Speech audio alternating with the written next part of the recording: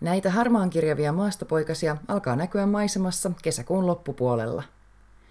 Vanhempansa ovat viettäneet talven päivän tasajan Afrikassa. Sieltä ne sitten palasivat Suomeen pesimään toukokuun alkupuolella.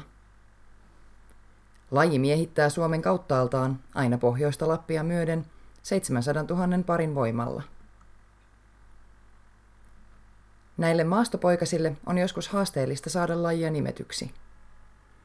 Tässä istuksii yksi näistä tällaisista tunnistamisen kannalta haastavista juuri pesästä lähteneistä poikasista. Ensimmäiset pari viikkoa nämä poikaset asuvat sinisissä munissa. Kuoriuduttuaan niistä ne viettivät seuraavat pari viikkoa pesässään ulkorakennuksen räystään onkalossa. Laji kuuluu selkeästi kolopesijöihin, vaikka pesimäkolot ja onkalot ovat sillä kovin moninaiset. Nyt saa poikanen seurakseen sisaruksensa. Veljen vai siskon, sitä ei pysty sanomaan, kun on tämän ikäisistä maastopoikasista kyse. Tässä ne esittelevät nyt etu- ja takapuoltaan yhtäaikaisesti ja vähän torailevatkin. Esittely ei kuitenkaan auta lajin määrittelyssä.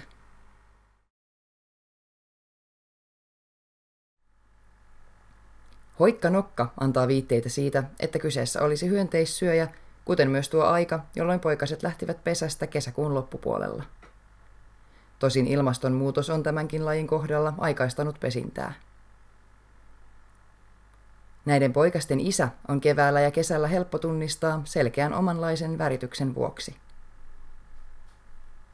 Äitinsä onkin sitten jo hieman hankalampi pala noin tunnistamismielessä. On kuitenkin yksi tuntomerkki, joka näkyy tämän lajin niin aikuisilla kuin nuorillakin ja vieläpä molemmilla sukupuolilla. Pyrstö on kaikissa näissä vaihtoehdoissa samanlainen. Lisäksi tuon pyrstön käyttö on lajille luonteenomaista. Tämän linnun kun näkee, niin melkein varmaa on, että havaitsee tuon pyrstön omalaatuisen väristelyn. Tässä poikanen esittelee pyrstöään ja värisyttelee sitä lajityypilliseen tapaan. Tuo taustalla oleva puukaan ei anna vihiä poikasen lajista. Sen sijaan, jos jostain syystä tulee mieleen lajin vanha suomalainen nimi punahändä tai kalmanlintu, niin yhteys tähän poikaseen saattaa löytyä. Latinalaiset, jos sellaisia onkaan, kutsuvat tätä lintua Phoenicurus phoenicurukseksi, ja nuo sanat viittaavat punaisuuteen ja häntään. Naaraslintu käy ruokkimassa poikasta. Käynti on niin nopea, että linnun väreistä tai muista tunnistusta helpottavista seikoista ei ehdi saada tolkkua. Emojen käynnit ovat turvallisuussyistä hätäisiä. Useat näistä pienimmistä lintulajeistamme ovat maastopoikasaikana tasaisen harmaan kirjavia, mikä tietystikin auttaa hankaloittamaan mahdollisten saalistajien saaliin havaitsemista. Ainakin tämän lajin kohdalla, jos ruokkija olisi ollut koiras, olisi määrittäminen helpottunut huomattavasti. Tuo ruokkija olisi nimittäin voinut olla koiraskin, sillä nekin ruokkivat maastopoikasiaan.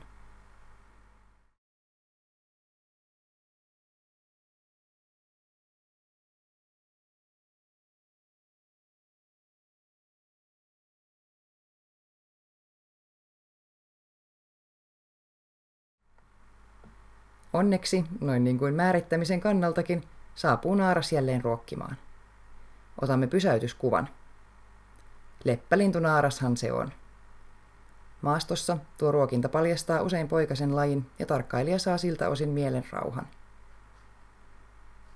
Saapa näiden poikasten lajia määritettyä tai ei, niin suloisia palleroitahan nuo joka tapauksessa ovat. Tässä vielä lopuksi sisarusten seurustelua.